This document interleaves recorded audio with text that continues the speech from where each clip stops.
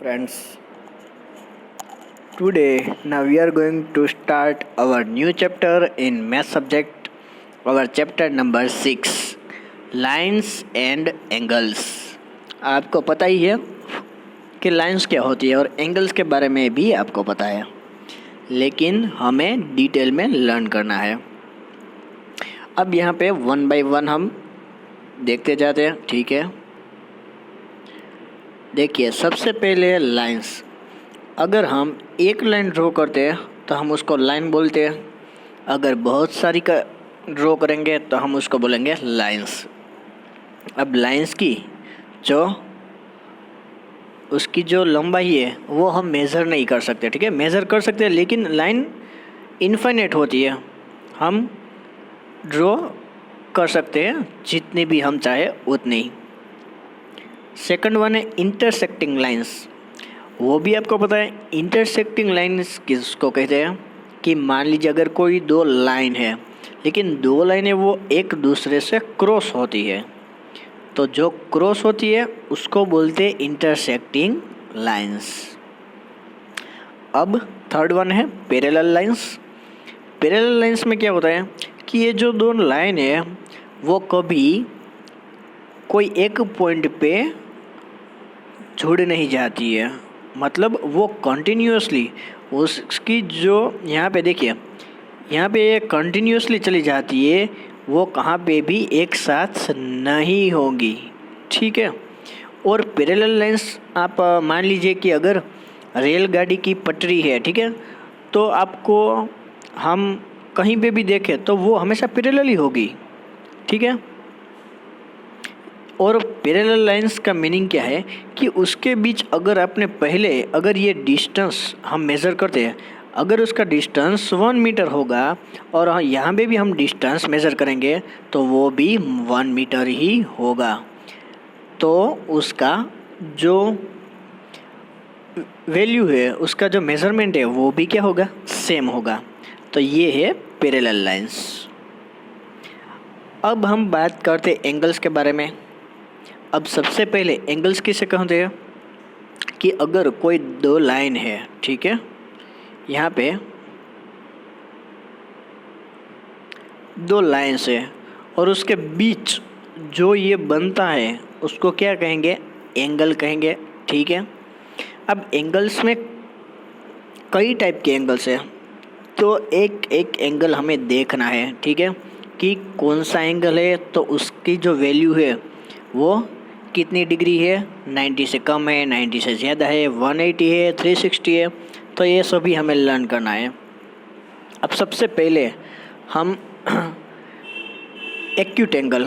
अब acute angle किसे कहते हैं कि कोई भी एंगल हो तो वो 90 से छोटा होता है, लेस देन 90।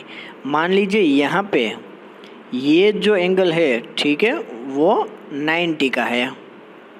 अगर यहाँ से मैं बीच में से ऐसा कर दूँ और अगर कोई छोटा सा एंगल बना दूँ तो वो 90 से क्या हो जाएगा, कम हो जाएगा, ठीक है। फिर से बता देता हूँ आपको, ये जो है वो 90 का होता है, इसके बीच अगर मैं कट कर दूँ तो ये छोटा सा एंगल बन जाएगा, तो वो 90 से कम हो जाएगा, तो इसको बोलते हैं एक्यूट एंगल, ठीक है।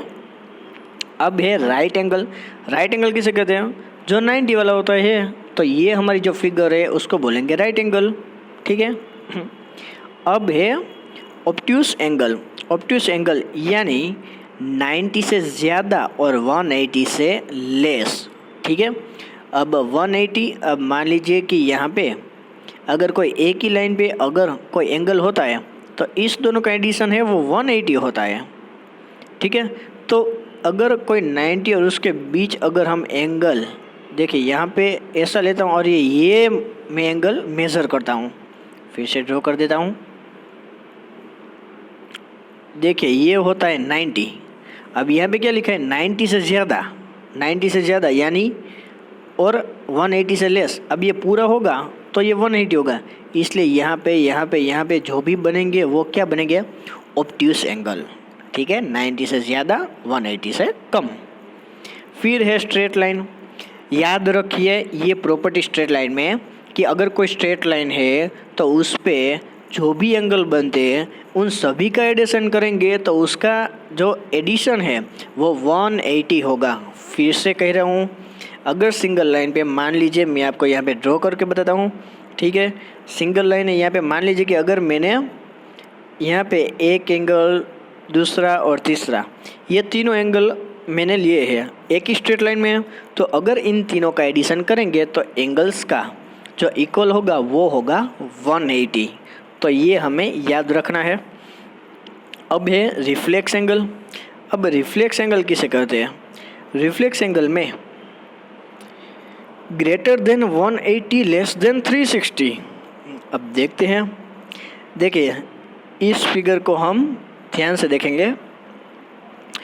मान लीजिए कि रिफ्लेक्स एंगल है, उसको हम इस तरह ड्रॉ करते हैं, ठीक है, वी शेप में। फिर जो बीच वाला जो एंगल है, ठीक है, मान लीजिए कि अगर कोई एक्स है तो वो 180 से लेस होगा, ठीक है।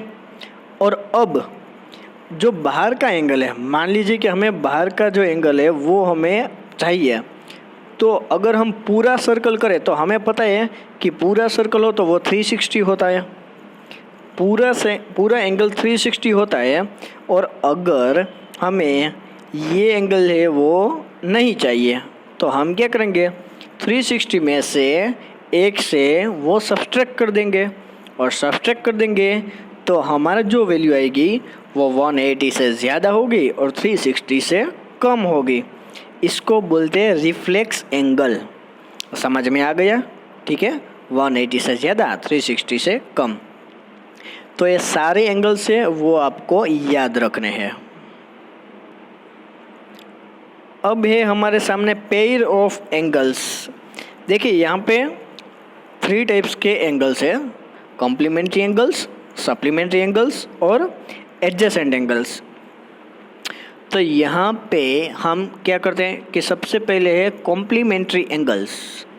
तो कॉम्प्लीमेंट्री एंगल्स में क्या है कि अगर कोई एक लाइन से, 2 लाइन से जो एंगल बने हैं, ठीक है, मान लीजिए कि 2 एंगल है, एक एंगल हम x कहते हैं और दूसरा y कहते हैं, तो उन दोनों का एडिशन करके 90 मिलना चाहिए हमें। जो टोटल है वो 90 मिलना चाहिए, तभी हम उसको कह सकते हैं कॉम्प्लीमेंट्री एंगल्स।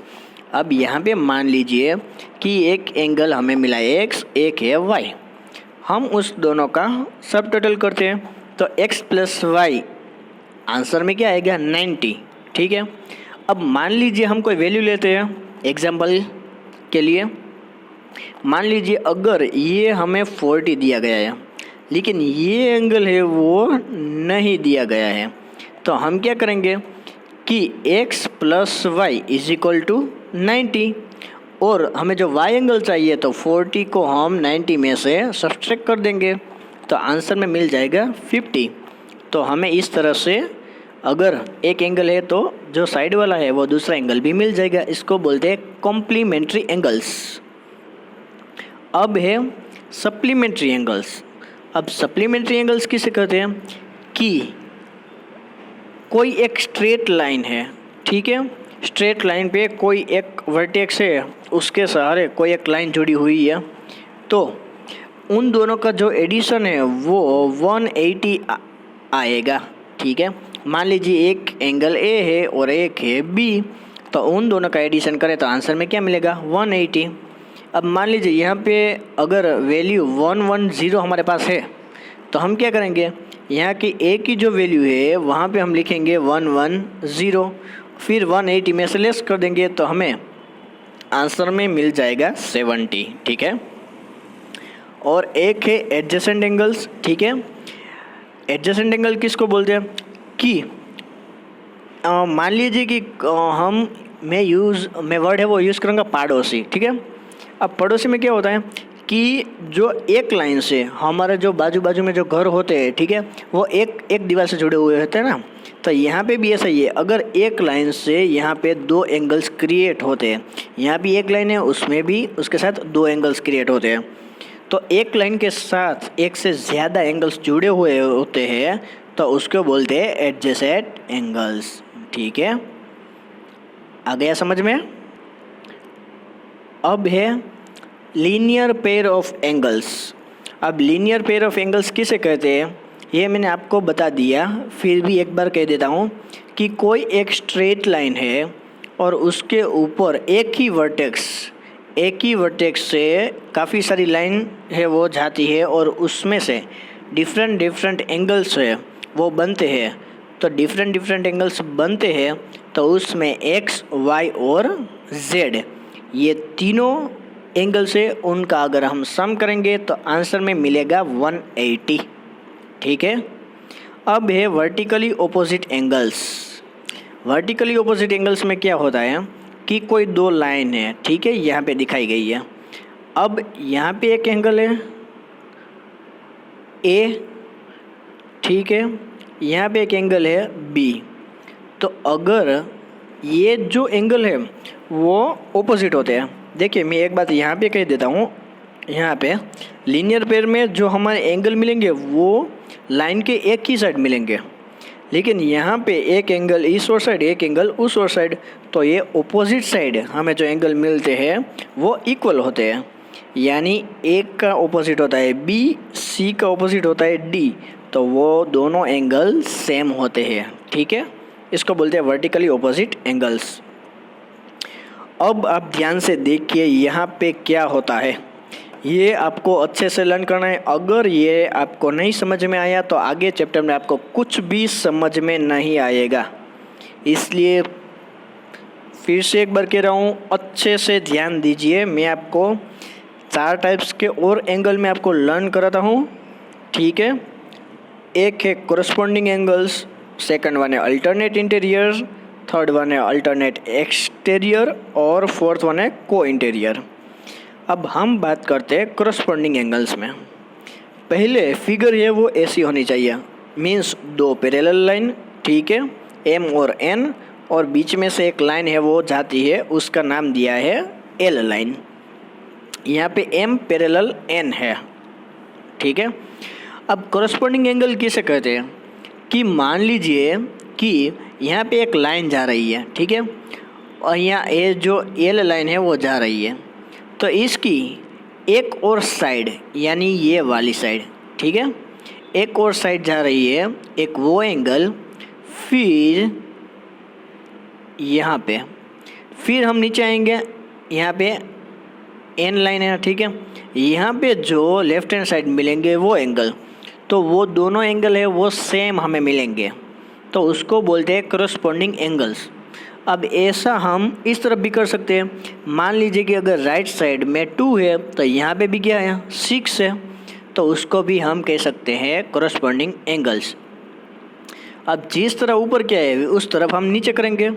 यहाँ पे मान लीजिए 3 है, यहाँ पे मान लीजिए 7 है, यहाँ पे मान लीजिए 4 है, यहाँ पे मान लीजिए 8 है, तो 3 और 7, 4 और 8 ये सभी है वो कोरस्पॉन्डिंग एंगल्स बन गए हैं। ठीक है, अच्छे से एक बार फिर से देख लीजिए। नाउ द सेकंड वन है अल्टरनेट इंटीरियर एंगल्स। अब इसमें देखिए, मैं आपको इंटीरियर एंगल मीन्स क्या, जो अंदर की साइड में जो एंगल होते हैं उसको बोलते हैं इंटीरियर एंगल्स। अब यहाँ पे लिखा है अल्टरनेट। देखिए पहले अंदर की साइड तो क्या है, ये जो साइड है, ये जो साइड है, ये जो साइड है, ये जो साइड है, वो अंदर की साइड है, यानी उसमें सिर्फ इतना ही आएगा 3, 4, 5 और 6, ये 4 ही एंगल हमें देखने हैं। अब मान लीजिए अगर ये 3 एंगल है तो हमें बोला है अल्टरनेट, यानी अल्टरनेट उसके सामने की साइड जो होगा वो होगा उसका अल्टरनेट एंगल, और यहाँ पे 4 है तो उसका एंगल होगा 5। और अगर मैं आपको इजी ट्रिक्स दे दूँ यहाँ पे, तो मान लीजिए यहाँ पे Z बनेगा, ठीक है, तो Z में यहाँ पे एक एंगल बनता है और यहाँ पे एक एंगल बनता है, तो वो क्या हो गया 3 और 6, और यहाँ पे उल्टा Z हो गया। फिर से एक बार, यहाँ पे उल्टा Z हो गया, तो यहाँ पे जो एंगल है, यहाँ पे जो एंगल है 4 और 5 वो दोनों क्या होते हैं, इक्वल होते हैं। समझ में आ गया आपको अल्टरनेट इंटीरियर एंगल्स किसे कहते हैं। अब हम बात करते हैं अल्टरनेट एक्सटीरियर एंगल्स। अब एक्सटीरियर एंगल्स किसे कहते हैं कि जो बाहर की साइड है, ठीक है, और वो भी अल्टरनेट, यानी ये 3, 4, 5, 6 है वो हमें कहीं पे भी इंक्लूड नहीं करने हैं। तो बाहर की साइड बचे क्या, 1, 2, 7 और 8, ठीक है, 1, 2, 7, 8। तो यहाँ पे एक 1 एंगल है और तो उसका अल्टरनेट एंगल क्या होगा, उसके सामने वाला होगा, लेफ्ट है तो राइट साइड का देखेंगे, राइट है तो लेफ्ट साइड का देखेंगे। ऐसे ही यहाँ पे 2 है तो उसका एक्सटीरियर एंगल्स अल्टरनेट क्या मिलेगा, 7 मिलेगा। तो जो क्रॉस वाले होते हैं उसको बोलते हैं अल्टरनेट एक्सटीरियर एंगल्स, लेकिन बाहर के साइड के, ठीक है। अब है को इंटीरियर एंगल्स। पहले देखिए को इंटीरियर, ठीक है, यहाँ पे इंटीरियर है यानी मीन्स अंदर के साइड के होते हैं, फिर ठीक है। अब को इंटीरियर मीन्स के जो नज़दीक में होते हैं, यानी ये जो 3 वाला है, ये जो 4 वाला है, ये 4 वाला है, ये 6 वाला है। इंटीरियर यानी अंदर के साइड के एंगल्स। तो 3 और 5 का अगर हम एडिशन करेंगे तो हमें मिलेगा 180। 4 और 6 का एंगल का अगर हम एडिशन करेंगे तो आंसर में मिलेगा 180, ठीक है। तो ये सभी एंगल्स हमें अच्छे से लर्न करने हैं। मैं सिर्फ आपको इस वीडियो में इंट्रोडक्शन ही मैंने आपको सिखाया है। हम एक्सरसाइज नेक्स्ट टाइम से शुरू करेंगे। आप फिर से एक बार देख लीजिए कि कौन से एंगल को क्या कहा गया है, ये अच्छे से लर्न कर लीजिए, ठीक है। Thank you.